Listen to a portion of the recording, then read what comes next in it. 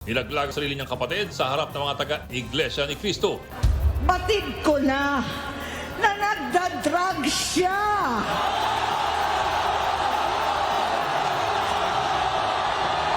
Nalaman ng pamilya, seryoso ito. Pati si First Lady Lisa Arneta Marcos at anak na si Congressman Sandro Marcos binanatan. Mas lumala ang kanyang pagkalulong sa droga.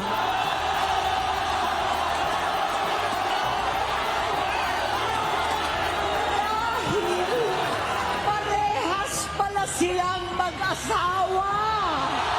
Ang Malacanang agad-agad namang bumelta at naglapag ng ebidensya. This is definitely a desperate move. So ano ang dahilan ng desperadong galawan ni Senator Amy Marcos laban sa sarili niyang kapatid? Panawagan pa ng palasyo kay Senator Amy, tumulong na lamang sa investigasyon kontra korupsyon. Tuligsain na lahat ang mga korap. Huwag niyo pong kampihan. Huwag niyong itago. Ang buong detalye ng mga pasabog na yan ngayong gabi, abangan. Magandang gabi, Pilipinas. Sa Frontline tonight. Rally ng Iglesia ni Cristo, tinapos na ngayong gabi. Wala na pong rally bukas. Nagbitiw ni Executive Secretary Lucas Bersamin, pinalitan ni Ralph Recto. Pati si Budget Secretary Amena Pangandaman nag-resign din. Pati si Pangulong Bongbong Marcos, pinagbibitiw ng ilan nagproprotesta kontra korupsyon. Pero git ng Interior Department, posibleng inciting to sedition ang palawagang yan. Dating DPWH Undersecretary Roberto Bernardo na nagsiwalat ng pinamudmod na kickback umano sa ilang senador, nag-apply bilang state witness ayon sa Independent Commission for Infrastructure o ICI. Ang trending na pasilip sa Book 2 ng mutya ng Section E. Alam mo, baliw ka na. Baliw sa'yo? Yeah, I think so.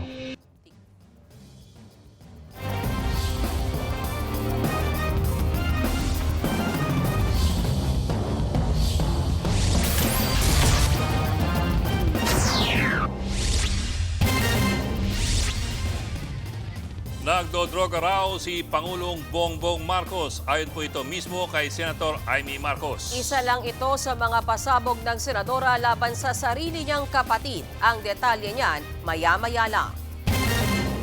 Samantala, pinagbibitiw ng ilang nagrally si Pangulong Bongbong Marcos. Si VP Sara Duterte ang gustong ipalit ng ilan sa kanila. Pero babala ng DILG, posibleng inciting to sedition yan kaya iimbestigahan nila ang mga panawagan. Nasa frontline ng balitang yan si Gio Robles. Day 2 na ng protesta ng United People's Initiative dito sa EDSA People Power Monument sa Quezon City.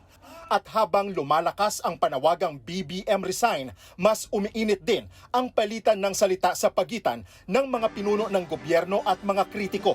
Ang DILG magkakasaraw ng investigasyon sa mga pahayag sa kilos protesta na sa tingin nila ay seditious o nang uudyok ng pag-aaklas gaya ng Marcos Resign. That's close to inciting to sedition, so i-investigate namin sila. Yung mga ganyang klaseng salita has no place in a civil society. Binatikos yan ng dating singer at opisyal ng Partido Demokratikong Pilipino na si Jimmy Bondoc. Kasi po, sinabi kanina ni SILG, no? Sinabi po nila na pag may sumigaw daw ng BBM Resign, ay huhulihin daw for inciting to sedition. Ang daming sumisigaw ng Sara Resign, ah. Nahuli ba yan ng inciting to sedition? Kaya nga naghahanap tayo ng patas na gobyerno. Hindi rin kumbinsido si Cavite 4th District Representative Kiko Barzaga sa banta ni DILG Secretary John Vic Rimulya. Hindi naman abogado si John Vic, so he is free to share his legal interpretations, but I don't believe he has sufficient experience in the legislative branch. Giit naman ng palasyo, maituturing na iligal ang panawagang Marcos Resign kung hinihikayat na nila ang mga militar at mga tao na sumali sa kanila. But at what point does it become illegal or seditious? Ayan, nagtatawag sila ng militar. Kung BBM resign, pwede pa eh. Pero yung militar, tapos nagpupulong-pulong sila. Sa kabila ng kritisismo, naniniwala si Remulla na magiging mapayapa ang mga kilos protesta sa People Power Monument at Luneta. With the freedom of expression comes a sense of responsibility. So calling an act of sedition is not curtailing, it's dangerous to the state. Diba? Every citizen is accorded the right to free speech, but they must have the corresponding responsibility to behave in all civility. Pero babala ng mga pulis. Bawal pa rin po yung mga seditious statements. Pero si Bondok, hindi lang depensa ang bitbit. Meron din siyang suggestion. Subukan daw ang administrasyong Sara Duterte. That is the reason why there's a vice president. She is the spare tire pag nabutas to. So walang masama. At sa lahat po ng hindi nagtitiwala kay Sara, bakit hindi niyo subukan? Speaking of VP Sara, naglabas siya ng pahayag ukol sa mga isyu ng korupsyon at sa mga nangyayaring rally ngayon. Kaisa ako ng milyong-milyong Pilipinong na dismaya at nandidiri sa pamahalaang lulong sa insekuridad at walang kabusugang kasakiman.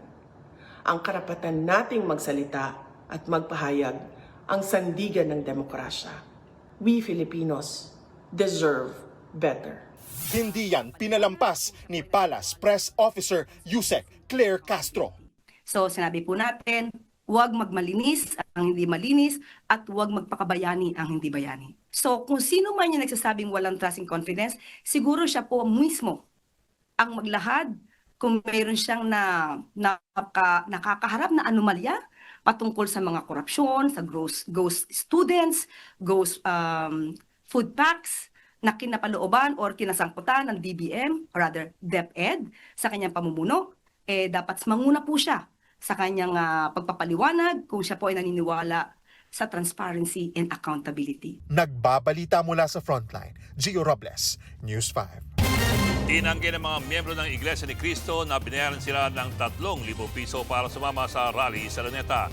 Hindi rin sila bahagi ng destabilisasyon. Nasa Frontline ng balitang yan si Mon Gualvez. Sa ikalawang araw ng kilos protesta ng Iglesia ni Cristo, libo-libo pa rin ang patuloy na nangangalampag ng transparency at accountability sa Quirino Grandstand sa Maynila. Kaliwat ka ng tent nang itinayo sa lugar at may mga nakalatag na ring trapal sa daan. Dito na kasi nagpamorningan ng mga miyembro ng INC na karamihan ay nanggaling sa Luzon. Sa dami nga ng dumalo, umugong naman sa social media na binayaran ng 3,000 pisong ilan para lang pumunta. Pero pinabulaanan niya ng Iglesia ni Cristo sa pamamagitan ng compilation video na ipinost sa Facebook. Wala pong bahay sa amin dito. Ang dami pong kapatid na Iglesia ni Cristo na nandito po ngayon. Tapos 3,000 per head. Nagpapatawa po kayo. Ang nakausap nga naming INC member na si Edna Banyaga, iginit din na hindi sila pinilit. Wala naman kaming mapapala kung tutusin kung magpapilit. Pero dahil sa atas ng pananampalataya, sumusunod kami. Nilino din ang tagapagsalita ng INC na si Edwil Zabala na walang kinalaman ng religious group sa paglalabas ng pahayag ng dating kongresistang si Zaldico. Nagkataon lang daw ito. Una nang sinabi ng INC na hindi sila pabor sa revolusyon at maging sa snap elections. Hindi rin daw sila bahagi ng umuugong na destabilisasyon. Pilit inaangguluhang ang mapayapang pagkilos na ito ay bahagi raw ng planadong destabilisasyon sa gobyerno. Totoo ba yan? Mulat sa pool at hanggang ngayon po, hayagan tayong nakikipag-ugnayan sa lokal at nasyonal na pamahalaan tungo sa maayos na koordinasyon para sa peace and order.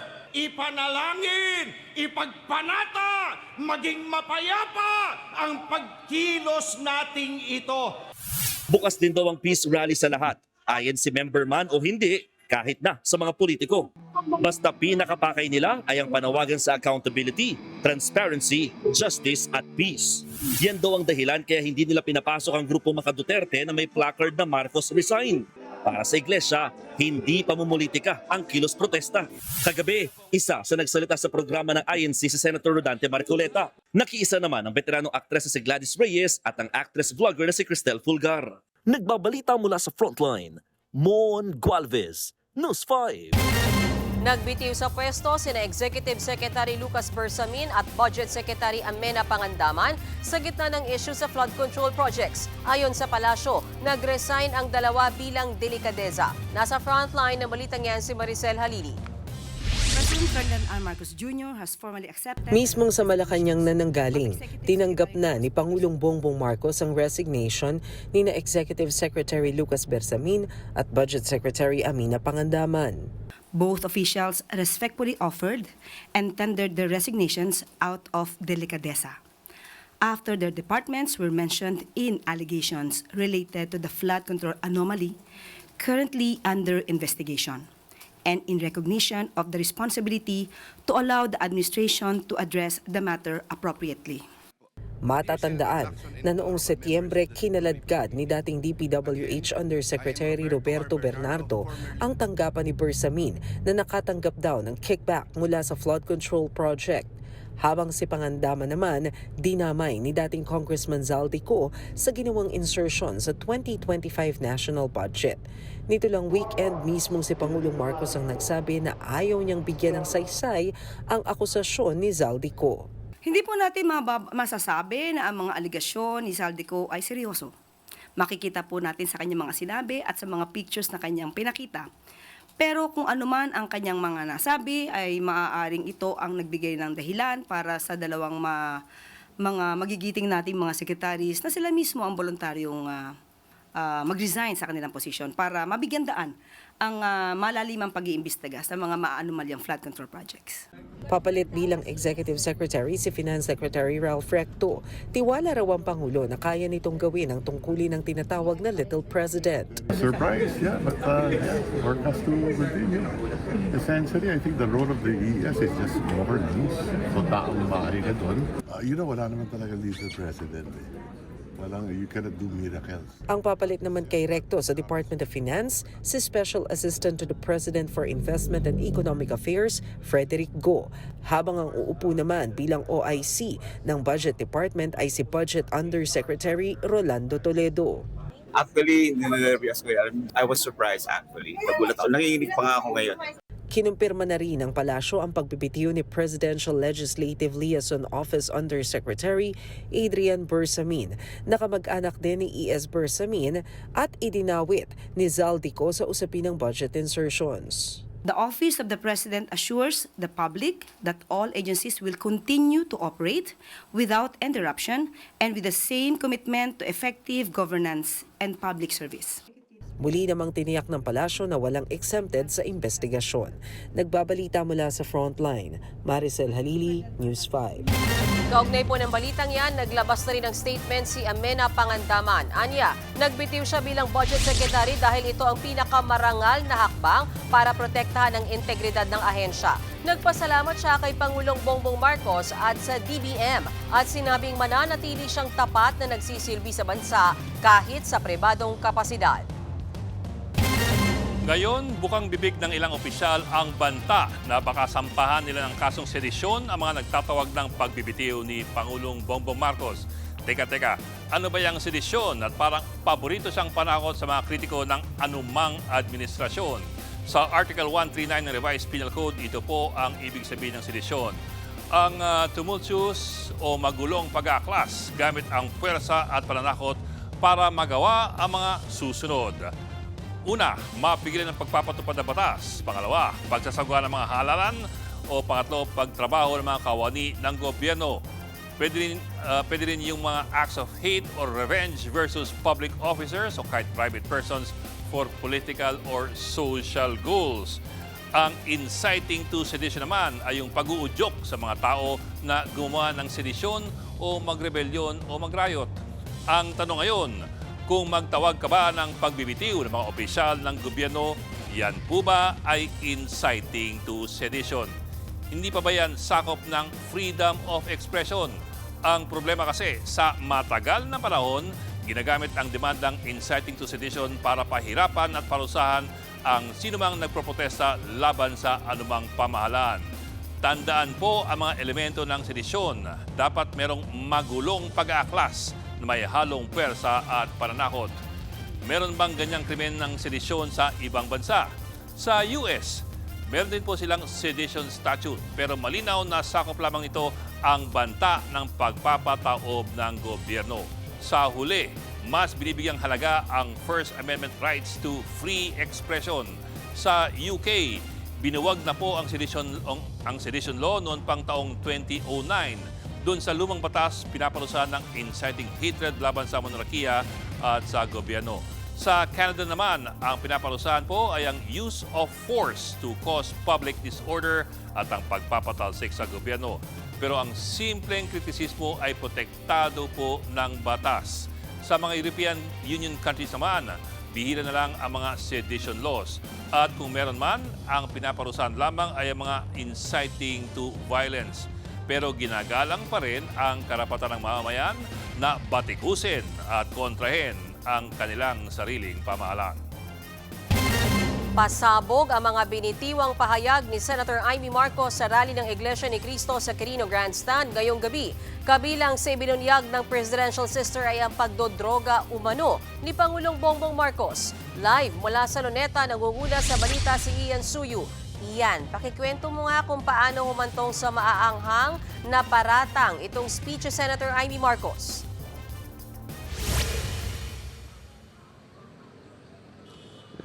Mayan, pasado alas 7 nang magsimula ngang magbigay ng pahayag si Presidential Sister Senator Amy Marcos at tumagal ang speech niya na yan ng more or less 15 minutes at talaga namang naging pasabog at maanghang ang kanyang mga binitawang salita, partikular na sa kanyang kapatid na si Pangulong Bongbong Marcos.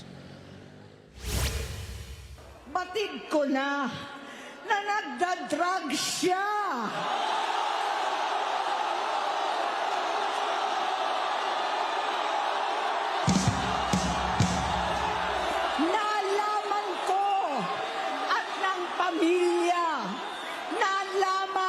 Pamilya, seryoso ito. Minsan, kami ng Presidential Guard at Metro Gompa ang naglilinis tuwing nagpa-party po sila. Mabibigat ang mga binitawang salita ni Senator Amy Marcos laban sa kanyang sariling kapatid na si Pangulong Bongbong Marcos. Noon pa man, alam daw mismo ng senadora na nagdodroga umano ang kanyang nakababatang kapatid. Inakala niya raw na magbabago ang bisyong ito nang pakasalan noon ng Pangulo si First Lady Liza Araneta Marcos. Namuhay kaming magkakapatid sa ibang bansa. Kami-kami lang. Kinumbinsi ko pa si Bongbong. Pakasalan mo na si Lisa. Idinawit din ni Senator Amy ang pamangking si Ilocos Norte Congressman at House Majority Leader Sandro Marcos. Sinasusuklaman ko pa ang pag-alok ng mag-inang si Sandro ng droga ang aking mga anak at iba pang mga kamag-anak. Yan ang hindi ko na mapapalampas. Ayon pa sa senadora, 3 taon na raw silang hindi nagkakausap na magkapatid. Giit ni Amy, lantaran na raw ang nangyayaring inuman at paggamit ng droga sa mismong Malacanang. Kaya't ang laki ng pinagbago ng Pangulo. Nang dumating ng 2024 at 2025, yung bisyo niya na ang dahilan ng pagbaha ng korupsyon, kawalang direksyon at maling-maling mga desisyon. Walang accountability, wala nang hustisya. Hindi na niya alam ang nangyayari. Hindi na pinapaalam sa kanya ang mga pangyayari. Sinamantala ng mga ito ang paggamit ng droga. Kinangkang na nila ang kabat ng bayan habang ang mga dating tumatawag sa amin ng magnanakaw ay nakakita ng pagkakataon sirain ang lahat.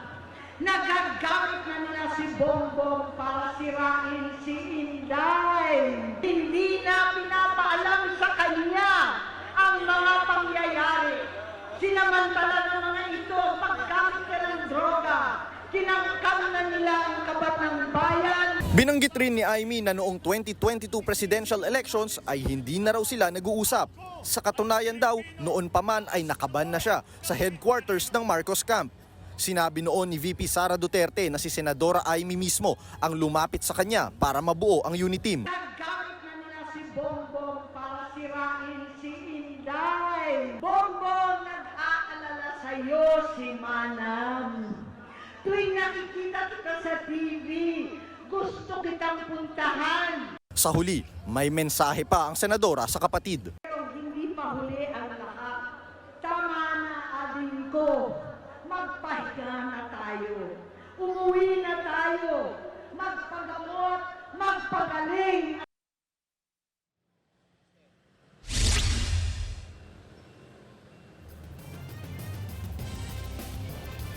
Mayan, opisyal na nga nagtapos yung supposed 3-day rally ng grupong INC at kanina nga naabutan na natin yung ilang mga miyembro na nagbabaklas na ng kanilang mga tent o mga ginamit para magstay dito ng 2 araw. Yung iba rin naman ay sumakay na sa kanilang mga sasakyan, mga nirentahang mga van para bumuwi na ulit sa kanilang mga tahanan. At nauna na rin sinabi ni INC spokesperson Edwil Zabala na kaya daw nila napagdesisyonan na tapusin na ngayon yung programa ay dahil daw pagod na rin yung mga tao dahil tuloy-tuloy yung mga activities na ginawa nila buhat pa kahapon. Alright, maraming salamat sa iyo, Ian Suyu. Galawang desperado raw ang akusasyon ni Senator Amy Marcos. Lumang issue na raw ang inuungkat nito laban kay Pangulong Bongbong Marcos. Ang tanong ng palasyo, anong klaseng kapatid ng senadora para siraan ang pamilya ng Pangulo? Nasa frontline na balitang yan si Maricel Halili. Ano ang dahilan ni Senator Amy para ang sarili niyang kapatid ay siraan niya? Anong klaseng kapatid si Senator Amy? Anong klaseng Pilipino si Senator Amy? Sa YouTube page ni Palace Press Officer Undersecretary Claire Castro, pinanood niya ang mga banat ni Senador Amy Marcos sa INC rally laban kay Pangulong Bongbong Marcos. Isa-isahin natin kung gaano siya kadesperada. Batid ko na nagdadrag siya. Diba? Batid mo? Samantalang nandiyan ang test ng St. Luke, sinabing hindi. Agad-agad ang buwelta ng palasyo sa akusasyon ni Senador Amy tungkol sa umano'y pagdodroga ni PBBM. This is definitely a desperate move. So ano ang dahilan ng desperadong galawan ni Senator Amy Marcos laban sa sarili niyang kapatid at pati kay First Lady? Kundi makapanira lamang. Walang basihan. May 13, Pero hindi lang basta nagsalita si Castro, naglabag siya ng mga patunay na negative sa drug test si PBBM. Ipinakita niya ang mga news article noong 2021. Hindi pa president niyan si PBBM. Giit pa ni Castro, mismong eksperto mula sa St. Luke's Medical Center Global City ang nagkumpirmang negatibo ang resulta ng cocaine ng Pangulo. Matatandaang sa isang pagdinig ng Senado noong 2024, isang drug analyst ang nagpatunay sa resulta. So sa drug test kit po natin, meron dun yung control line at saka yung line for the drug analyte. So dun po sa resulta, may lalabas po dapat siya talaga na line as negative. Negative? Yes. Negative? Yes po. Alright. Dagdag pa ni Jose Castro, matagal ng issue ang inuungkat ngayon ni Senador Amy. Ilang beses na rin daw siniraan ng Pangulo pero wala namang nangyari. Matagal ng issue to at napatunayan na to na hindi totoo ang bintang na yan. Ginawa nyo yan para siraan lang ang Pangulong Marcos Jr. Nagpagawa pa kayo ng AI-generated na video. Pero nung hindi umubra at napatunayang peke, lahat na lang ng pagbibintang para masira ang Pangulo, ginawa nyo. Pero lahat yan, peke. Lahat yan, fake news. Bakit daw ba tila hinahadlangan ni Senator Amy ang investigasyon ng pamahalaan kaugnay ng korupsyon? Hindi raw kaya dahil mga kaalyado niya ang nasasagasaan ng issue ng flood control? Hindi naman lingid sa kaalaman ng marami na si Senador Amy Marcos ay bahagi ng minority bloc ng Senado. Sa grupo ng minorya, 4 ang nakakaladkadang pangalan sa korupsyon sa flood control projects. Sina Senador Joel Villanueva, Jinggoy Estrada, Bongo at Chis Escudero. Sa huli, panawagan ng palasyo sa kapatid ng Pangulo. So Senator Amy, sana naman, maging makabayan ka. Tumulong ka po sa pagpapaimbestigang ginagawa ng sarili niyong kapatid. Tuligsain na lahat ang mga korap. Huwag niyo pong kampihan. Huwag niyong itago. Hayaan natin magtrabaho ang Pangulong Marcos Jr. para masawata lahat itong korupsyon na to. Nagbabalita mula sa Frontline, Maricel Halili, News 5.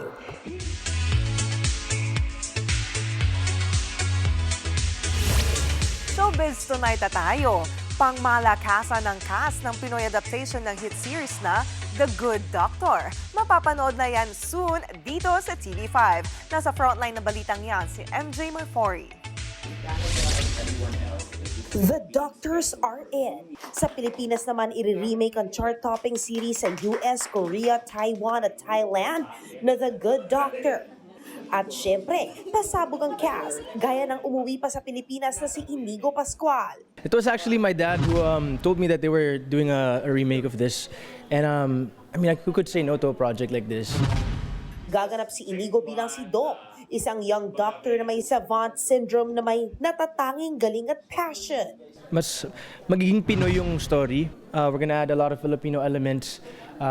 Syempre yung pagiging religious natin, you know, how will it play in medical world? Kumbaga, di ba meron tayong mga manghihilot. Back to his acting era naman after more than 20 years, ang isa pang bida sa serye na si Dabarkads Ryan Agoncillo. Chika niya sa News 5, challenge ito para sa kanya na matatakotin sa dugo. Tinatanong namin si Direk, gaano ka-extreme ba yung mga kukunang eksena? So, ang pinagkasunduan namin ni Inigo, sabi ko, pare, we're gonna have to have a safe word or a safe action if we're about to faint. Just so magsaluhan tayo. 3 winks and you're about to faint, dude. Tampok din sa serye ang realidad ng health sector sa bansa na sana raw ay makatulong sa pagmulat ng bayan. We saw the Good Doctor, the US version, and also the Korean version, or even the Turkish version. Ang layo eh. I mean, there are aspects na hindi pareho. Ayan, for example, diba? Like what Gabby said na about the corruptions, and then at the same time, the problem of our healthcare systems, or ang haba ng pila sa ER. Yung sinasabi nila na you're one hospital or medical emergency away from poverty. Kasama rin dito sina Sue Ramirez, Gabby Padilla, M-Quest artist Pearl Gonzalez, Jenny De Belen, James Blanco, Maylene Dizon, Dylan Minor, Tony Labrusca at marami pang iba. This December na ang start ng production na hatid ng M-Quest at Creation Studios. Abangan ang Pinoy adaptation ng The Good Doctor soon dito lang sa TV5. Nagbabalita mula sa Frontline, MJ Marfori, News 5. Umabot na ng 11 million views ang first scene drop ng tambalang Jafer sa Season 2 ng Ang Mutya ng Section E. You are mine. Alam mo, baliw ka na. Baliw sa'yo? Yeah, I think so.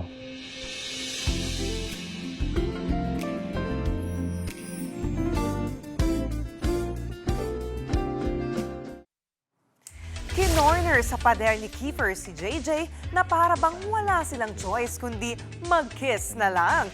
Partida, patikim pa lang yan. Pero grabe na ang kilig ng fans. Naka 11 million views agad yan in total sa lahat ng platforms sa social media in just 24 hours. Sa December 4 na mapapanood sa Viva One ang Season 2 ng Ang Mutya ng Section E, The Dark Side. Exciting din ang may init ko pang chika mamaya kaya walang bitawan mga kapatid. Susunod, Zaldico. Pinagbantaan daw na papatayin ni Congressman Martin Romualdez pero hindi yan bumenta sa ilang mambabatas. Dating DPWH Undersecretary Roberto Bernardo nag-apply bilang state witness sa flood control scandal. Palace Press Officer Claire Castro at political strategist Malu Tiquia nagkainitan sa issue kung nasaan si Orly Gutesa. At Elena Darna, isinawalat ang umano'y pagtataksil ni Derek Ramsey.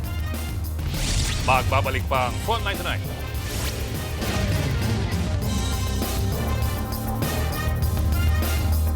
Mga kapatid, Ed Lingaw po, maging maalam at may pakialam sa mga napapalong balita sa ating bansa. Para sa mas malilimang pagtalakay at paghimay sa mga issue at headlines, mag-follow at mag-subscribe sa social media pages ng News 5.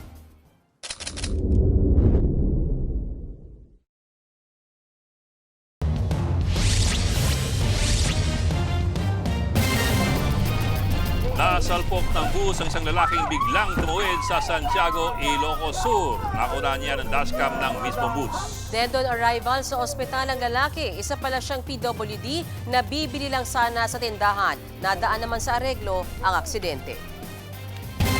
Ilang kongresista hindi naniniwalang may banta sa buhay ni Zaldico. Kasunod po yan ang sinabi ni Ko na papatayin daw siya ni dating Speaker Martin Romualdez sa akaling magsalita sa nalalaman niya sa pondo. Nasa frontline ng balitang yan si Marian Enriquez. Marami pa akong dadalhin sa liwanag. Sa part 3 ng recorded video ng mga revelasyon ni dating Congressman Zaldico, mabigat ang kanyang akusasyon. Aniya, pinagbantaan siya ni dating House Speaker Martin Romualdez kapag daw ibinunyag niya ang tungkol sa umano'y 100 billion pesos na insertion sa 2025 national budget.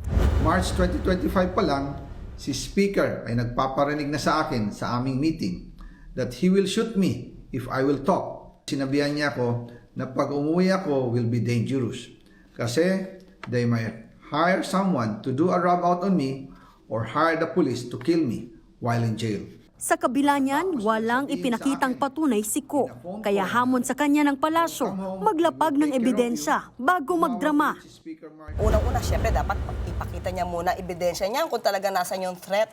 Kung totoong concern siya sa katotohanan at concern siya sa bayan, bakit series pa? Di ba dapat isang bultuhan lang yung sinabi niya? Ito lahat ang katotohanan. Hindi rin kumbensido sa akusasyon ni Ko maging ang ilang kongresista, partikular sa kwentong death threat. For him to accuse anybody at this point in time, I think is very presumptuous eh. Kasi siya na nga yung pinaka-guilty dito eh. Di ba? Siya yung nagtatago, hindi yung iba. We have to take all of this with a grain of salt. He's not credible. Git naman ng abogado ni Ko, totoong may death threat. Mahirap daw kung aasa lang sila sa security ng pamahalaan. Eh kung barilin yun, ano sasabihin ng gobyerno? Oops, sorry, we tried our best. Ganun lang ba yun? Dagdag pa ng kampo ni Ko, meron silang ebidensya na magpapatunay sa mga paratang ng dating kongresista.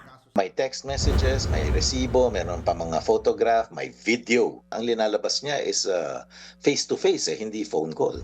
Hindi lang death threat ang ibinunyag. Sabi ni Ko, hindi 21 billion pesos kundi 56 billion pesos ang kickback sa infrastructure projects. Pero naghugas kamay siya. Uulitin po, yung pong pera, wala pong napunta sa akin.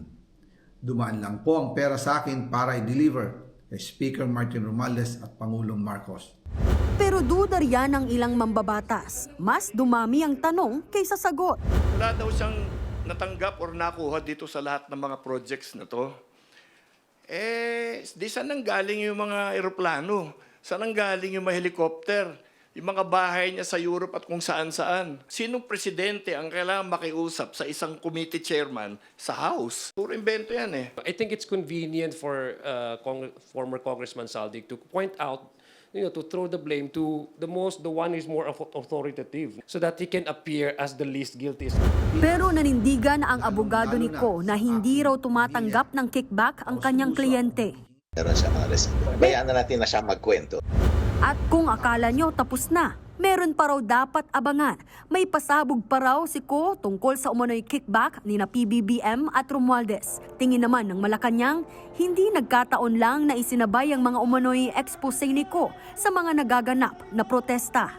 May gumagamit kay Zaldico, mukhang may nangako na kapag naiba ang liderato, kasi pag nawala ang Pangulo sa posisyon, naiba ang liderato, lahat ng kaalyado mukhang maliligtas sa pag-iimbestiga ng mga anomalyang ito. Ayon naman mismo kay Pangulong Bongbong Marcos, hindi na niya papatulan ang mga pinagsasabi ni Ko. Bago pa man ilabas ang part 3 ng video ni Ko, iginiit ni Romualdez na malinis ang kanyang konsensya.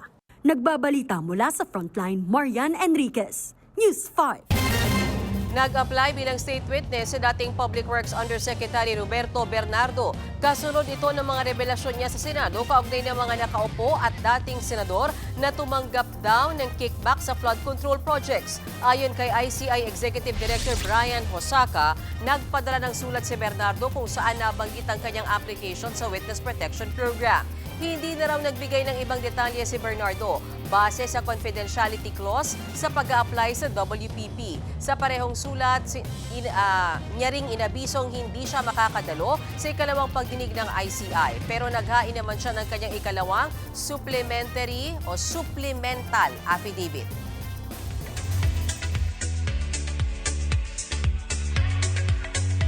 Fangirling straight out of Oz. Shinare ni Andrea Brillantes ang moments kasama ang Wicked stars. Personal na nakaharap ni Andrea sina Ariana Grande at Cynthia Erivo sa Singapore premiere ng Wicked for Good. Hindi raw makapaniwala ang aktres na nangyari ito. 3 years ago raw nang unang beses siyang manood ng teatro all by herself. 10 years ago nang una niyang ma-meet si Ariana kaya tila reunion ito para kay Blythe. Kasama ng aktres sa kanyang fangirl moments si Darren Espanto. Susunod, Palace Press Officer Claire Castro at Political Strategist Malu Tiquia nagkasagutan kung nasaan ang flood control witness na si Orly Gutesa. Si Gutesa siguro alam ni Yuse kung nasan si Gutesa. Bakit naman sa akin ibibintang? Baka kayo may alam. Total kayo naman yata may kakilala dyan. Hindi, ikaw ang nasa gobyerno eh. At the P-pop sensations na Beanie at SB19 umakot ng parangal sa 38 Awit Awards powered by Vibe. Tutok lang mga kapatid dito sa Frontline Tonight.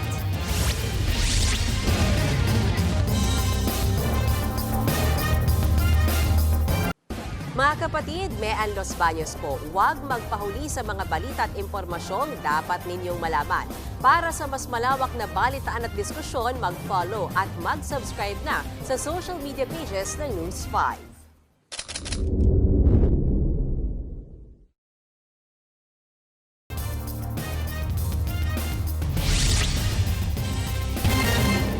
Hindi pa rin mahagilap ang flood control witness na si Orly Gutesa. Nagkasagutan pa tungkol dyan sina Palace Press Officer Claire Castro at Political Strategist Malu Tiquia. Kaugnay niyan, tumugma ang mga siniwalat noon ni Gutesa sa isa pang pasabog ni Zaldico. Narito ang aking report. Totoo po yung sinasabi ni Orly Gutesa na nag-deliver siya sa Forbes Park. Totoo din po ang sinasabi ni Orly Gutesa na nag-deliver siya sa Malacanang nung siya ay nasa Senado. Sinigundahan ni Zaldico ang mga testimonya ng kanyang dating security consultant na si Orly Gutesa. Kumikbak daw sina dating House Speaker Martin Romualdez at Pangulong Bongbong Marcos. Itong basura, ito yung box ng pera. Pagkatapos naming may baba ang nasabing basura, ipinapasok sa bahay ni Congressman Zaldico. Uulitin ko po, yung pong pera, wala pong napunta sa akin. Dumaan lang po ang pera sa akin para i-deliver. Ang mga pahayag na yan ni Gutesa ay sinabi niya na maging surprise witness siya ni Senator Rodante Marcoleta sa pagdinig ng Senate Blue Ribbon Committee noong September 25. Yan ang huling beses na nakita si Gutesa. No-show siya nang ipatawag ng DOJ noong sumunod na araw. Hanggang sa pagdinig nitong Biyernes, hindi mahagilap si Gutesa. Nasa po yung ating witness na si Ginoong Gutesa? So we want to find out, is he okay? Where is he at? Is he still alive? Is he dead? Maging si Marcoleta, hindi na rin alam kung nasaan si Gutesa. Sa unang araw ng rally ng Iglesia ni Cristo sa Maynila, sinabi ni Marcoleta na pinaka-credible witness si Gutesa, kahit pa kine-question ang umano'y peking notaryo ng kanyang salaysay. Natakot silang lahat sapagkat totoo ang sinasabi ni Orly Gutesa. Ano po ang ginawa nila? Ang pinagtuunan po nila ay hindi umano na peking notaryo. Paano po mapepeke ang notaryo? Sa protesta, special coverage ng News 5, 1 News, 1 PH at True FM, maging sina Palas Press Officer Undersecretary Claire Castro at political strategist na si Malu Tiquia nagkainitan sa kung nasaan nga ba si Guteza. Si Guteza siguro alam ni Yuse kung nasan si Guteza. Bakit mo naman sa akin ibibintang? Baka kayo may alam. Total kayo naman yata may kakilala yan. Hindi, ikaw ang nasa gobyerno eh. Pero teka lang, sino ba nag-present sa kanila? Yung mga Hindi kaalyado ko alam kung sino nag-present. Please do not accuse Hindi may me. nag-present dyan. Baka kaalyado nyo nag-present dyan. Hindi. Ayan ang propaganda. Biro mo ang assertion mo. Ako kasama. Ba't mo hinahanap sa akin? Baka alam mo. Sa ngayon, inaabangan kung kailan muling lilitaw sa publiko si Orly Guteza. Pero yung iba, meron pang iba base doon po sa inyong Posible raw maglabas na ng arrest warrant sa laban sa ilang dawit sa mga flood control scandal sa December 15.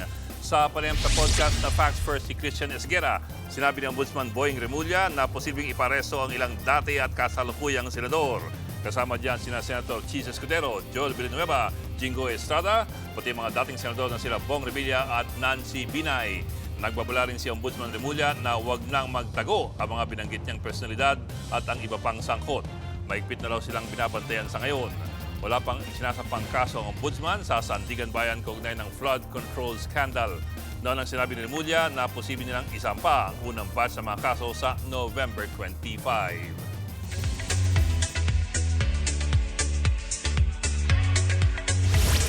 Sad news sa fans ni Lee Jong-suk. Hindi na matutuloy ang fan meet ng Korean star sa Araneta Coliseum scheduled sana this November 30. Matipid ang paliwanag ng organizers na nagsabing may mga unforeseen circumstances kaya kinailangan i-cancel. Pero kinonsider din daw ng organizers ang scheduled rallies on the same day kaya kailangan daw isaalang-alang ang safety ng fans at ng team.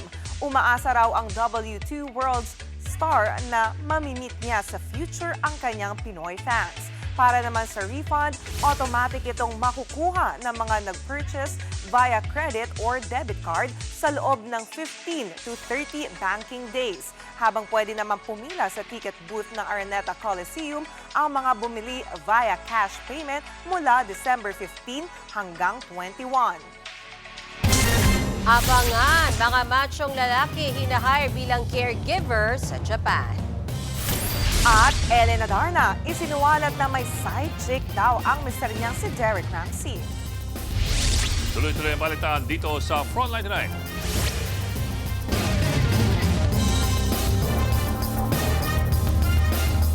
Mga kapatid, Johnny Alipon po, maging updated sa latest entertainment at lifestyle.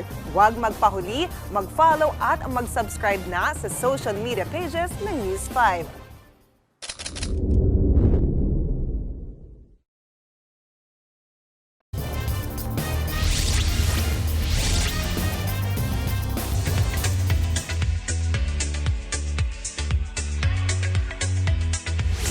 Big winners ang P-pop sensations na SB19 at BINI sa 38 Awit Awards powered by Vibe. 4 major awards ang nakuha ng Mahal Lima, kabilang ang Best Global Collaboration Recording, Best Rap Hip-Hop Recording, Best Cover Art, at Best Music Video para sa Kalakal featuring Glock 9. Wagi rin ng individual awards sina Stel at Cyril. Hakot Award din ang BINI, gaya ng People's Voice Favorite Group Artist, Favorite Album of the Year for Tala Arawan, at Best Dance and Electronic Recording for Salamin Salamin. Wagi rin ang OPM icon na si Ellie Buendia ng Dangal ng Musikang Pilipino Award. Album of the Year naman ang nasungkit ng Ben & Ben para sa kanilang The Traveler Across Dimensions. Ito naman ang Song of the Year. Walang iba kundi ang misteryoso ng bandang Cup of Joe. Ang bandang Lola Amor naman ang nanalo ng Record of the Year para sa kanta nilang Namimiss Ko Na.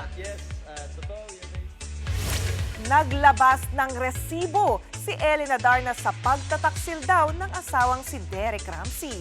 Sa mensahe, nabanggit pa ng babae ang pangalan ni Ellen. Nasa frontline na balitang yan si MJ Marcory. The IG world is screaming dahil sa sunod-sunod na stories na pinost ni Ellen Adarna tungkol sa pagiging unfaithful umano ng asawa niyang si Derek Ramsey. Triggered si Ellen after mag-post si Derek tungkol sa 6 stages of marriage. Sagot dyan ni Ellen, sympathy fishing daw ito. Pagkatapos, sunod-sunod na siyang nag-story ng ilang screenshots ng conversations umano ng isang babae na ang topic ay si Derek. Kinuwento ng isang babae ang umano'y pakikipag-chat at panay tawag sa kanya ng aktor. Sa isang bahagi ng exchange, nabanggit pa ng babae ang pangalan ni Ellen. Ayon kay Ellen, galing sa isa niyang insider ang mga ito. As much as I'd want to reveal who this girl is, I cannot. My lawyers advise me not to. I can get in trouble. Yeah, but to clarify, she is not an ex-girlfriend. She's, I think, a side chick. Based on Ellen's post, February 13, 2021 nangyari ang conversations. February 4, 2021 naman daw nang maging official sina Ellen at Derek. Sabi pa ni Ellen, marami pa siyang resibo na ilalabas. That was 9 days, 10 days into the relationship. Yes, we were not married that time yet, but if he was able to do that in our honeymoon stage, how much more? 3 months, 6 months, a year, God knows, right? As of this time, wala pang pahayag si Derek sa mga revelation ni Ellen. Ilang buwan nang laman ng balitang ang umano'y hiwalayan nila. Pero maliban sa palitan ng cryptic posts, wala pang confirmation or denial mula mismo sa mag-asawa. Nagbabalita mula sa Frontline. MJ Marfori, News 5.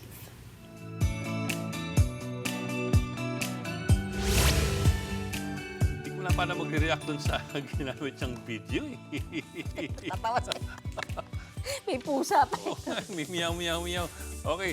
O, para mas ating pabawang pampa, good night. Kakaiba ang mga caregiver sa Japan. Puro sila, bodybuilder. Naglalaki ng mga kawatan. Katawan. Pero, Ano ba? pero wala sila sa gym kundi sa isang care home. Confident ka pa. Naisip itong solusyon dahil sa labor shortage sa Japan. Pasigaw pa siya. Game naman siya ng mga macho men. Para maingganyo, kabilang daw sa perks ng macho caregivers ay bayad na gym sessions at subsidiya sa protein shake. Oo, di ba? Sarap naman magpaalaga talaga. Sir, alam mo, sinasadya mo talaga, sir. Naglalaki ang kawatan. Kasi nakatingin ka dun sa video. Hindi ka dun sa doctor nakatingin. Focus ka dun sa mga body. Mali-mali ka tuloy ng binabasa. Eh, mukha tuloy kawatan, di ba? Confident ka pa, ha? Ay, nako. O siya, sige, mag-goodbye na tayo. Tingin ko yung mga tao nag-off na rin ang TV. Pala kayo dyan. Yan naman yung tatlong yan, o. O sige, babay na po. Yan po ang 45 minutong paghimay sa malagang headline. Sabay na po. Phone yan. Balitaan at diskusyon para sa paghubog ng matalinong opinyon. Kami yung kapatid sa balitaan sa public service. Ako po si Mayan Los Baños Oroseo. Ako lang po si Ed Lingao, walang iwalan sa Frontline Tonight.